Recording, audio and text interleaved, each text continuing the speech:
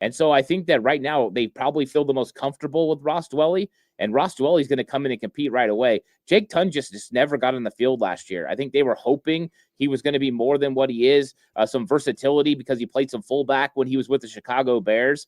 And so I thought that they were looking at that. I think Pline's still too far away, by the way. I just think that this guy's still just a developmental player that's not ready to go. So right now I'd put Ross Dwelley there, and we're having the same conversation we had 2 years ago. Is Ross Dwelley good enough to be tight end 3? Well, right now with the current roster, I think he is. Duct tape Dwelley, baby.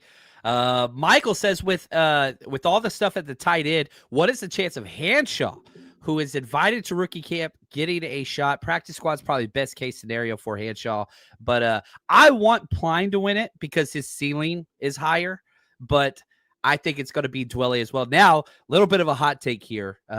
This is definitely not in the notes. There's rumors going around, and John Lynch even said if Mikael Williams did go, if he was picked by the Saints, they were going to go for the offensive player at pick 11. I would be willing to bet money it was Colston Loveland. I really think that they were high on him. And now there's a couple, league sources. What do you want to do with this? That said, like the 49ers were really high on Ted McMillan and really high on Colston Loveland. He was my tight end 1. He goes one spot before the 49ers. I think that pick was going to be Mikael Williams or Colston Loveland. And everybody wants to talk like, Tyler Warren. Tyler Warren was on the board. Colston Loveland went 10. Tyler Warren went 14. And everybody was just like, I'm telling you, I made so much money betting Colston Loveland going first tight end overall, by the way. But anyway, that's just, I have no solid backing of that. That is just a John Chapman, I think, moment. I think if Mikael Williams was gone, I think they would have went Colston Loveland. Am I insane? I know I'm insane, but for this reason, am I insane, Ant? I think the new report from Jeremy Fowler kind of puts that out there, that the 49ers were very interested in. Most of the teams that the 49ers called in the top 10 believe they were coming up to get Ted McMillan or Colston Loveland and get an extreme playmaker. And that's the thing. If you're not completely sold on an offensive lineman, and the defensive end that you're really targeting in that position goes off the board at 9 to the Saints, and all of a sudden Colston Loveland sitting there, you can make an argument, go get the weapon that you need, because there were guys that are similar to Mikael Williams when you're talking about setting the edge, like a Landon Jackson, some of those guys later in the draft. You could have got, that would have been really good edge setters. Do they have the upside of Mikael Williams? No, but you pivot. And I think that's what the 49ers have learned to do a lot with these draft picks, is just pivot and find players with similar traits that they can target. So that would have been a lot of fun. Colston Loveland was my favorite tight end as well. I got put onto him very early last season, so I got to watch a lot of his games. My sister's boyfriend is a huge Michigan fan, so I watched a ton of Colston Loveland this season, and so I think that he was definitely tight end 1 for me as well. So that would have been interesting. And then, here's the deal. Let's go down. How far down the rabbit hole do you want to go, Alice? You draft a tight end, and then you got the George Kittle trade for that second rounder. I'm just saying, it was before the extension. I'm thankful it didn't happen. I'm just saying, it scares me, and sometimes I think about it like, oh, man, this whole team could have went different. You get Colston Loveland early, you trade Kittle, you double up in the second round on defensive end. Like, oh, that's gross. I don't like it, but that's kind of where my head goes sometimes. I'm not healthy. Now, last kind of roster spot I want to talk about, and then we're going to talk about some of the free agents out there and all that stuff out there. Who is the third wide receiver work week 1? You know it's going to be Juwan Jennings. You know it's going to be Ricky Pearsall. You paid, $6 million guaranteed to DeMarcus Robinson, but likely suspension off that DUI. I think everybody wants it to be Jacob Cowan. I loved watching the workout. Shout out to Ben for sharing that. The Ricky Pearsall working out with Jacob Cowan and all that stuff out in Florida. That was cool. Seems like Cowan's doing what he needs to do. Who's that wide receiver 3?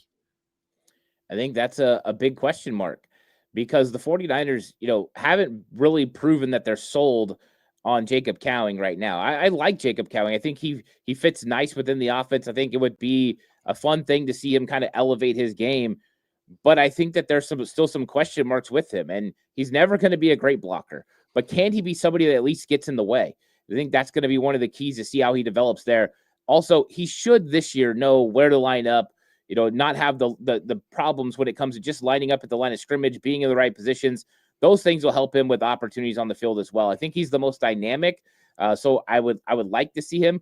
But I think that you've got Trent Taylor, and we know that they always feel comfortable with Trent Taylor, especially early on. You're going to have the exemption potentially with Demarcus Robinson, and then, of course, Ayuk probably starting on PUP. So you're going to have some roster spots available. So you've got a guy like Trent Taylor. I think you got a guy like Russell Gage, who Kyle Shanahan definitely likes. Isaiah Hodgins, I think, would be another potential target. I think those guys are in the mix. I think everyone's rooting for Jacob Cowan because we want to see that draft pick work out. He's got the dynamic speed. But I think a couple of veterans, and I think Russell Gage and Isaiah Hodgins could be in the mix to potentially step in and be a third wide receiver. And Hodgins, you got a big physical guy that can block.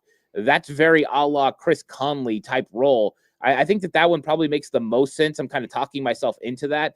But I do like Jacob Cowan, and I hope that he finds a role on this team. But I think it's probably here and there different looks that Jacob Cowan can be used in.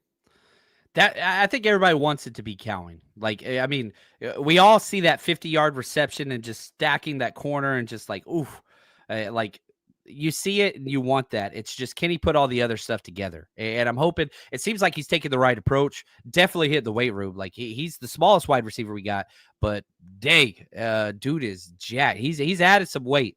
And so I like to see that. Now we're getting a lot of questions right here. Jadeveon Clowney just got cut from the Carolina Panthers. Crazy Juice says, do you think the Niners should try and sign Jadeveon Clowney? Michael, do the 49ers take a look at Clowney? Now, I put this out on Twitter, and I am the most, how do I say this?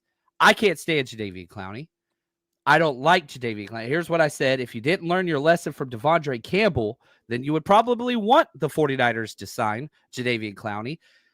I don't think this guy cares about football. He is a mercenary, and he's been literally left at home by teams. The Browns, of all teams, literally said, we don't want this guy traveling with us because he's such an issue in the locker room. I do not want this guy anywhere around this locker room. I am 100% out on Jadeveon Clowney. Where do you stand? And man, I've gotten 10 emails. Jadeveon Clowney. I am so big against this. Yeah, I'm not a fan of this either, because I think you just went and got Mikael Williams, and he does what Jadeveon Clowney does, maybe with more upside, because he's probably going to generate a lot more pass rush. But you get Clowney to set the edge in the run game. You get him to play, that base defensive end. That's what he does really well. I think you already got that. Mikael Williams can handle that role. I don't think you need Jadeveon Clowney. I think the argument would be more for a designated pass rusher. We brought up earlier the pass rush. A veteran, if you're going to get somebody, it would make more sense to get a Von Miller or one of those guys that can bring speed off the outside in a designated pass rush role than Jadeveon Clowney. So I think football-wise, it doesn't make a lot of sense. I think when you look in the locker room, it doesn't make a lot of sense. I don't really need Trent Williams and Brock Purdy and Fred Warner to have to go up to this guy and say, hey, look, stop complaining that Nick Bosa is getting more looks than you. Nick Bosa is better than you. I don't want to hear it. And we already had the Devondre Campbell issue last year. Let's not go get somebody that's the defensive end version of Devondre Campbell. So no, I'm good with the way they are. And I think the designated pass rusher makes more sense for the 49ers. Yeah, it's funny. I don't know the term, but like people are coming at me on like Twitter. John, this is comical. You have no idea what you're talking about. Hard disagree. Just like, I mean, it's just going on and on and on. People saying I don't know ball, zero evidence that he's a non-locker room guy. And I'm like, I'm sending these guys articles like, no, it's not. Like, literally, this guy has chosen to not play football because Myles Garrett is getting more pass rush opportunities than he is. Like, that is not somebody I want to bring on. And look at Bid. Hard pass on Clowney.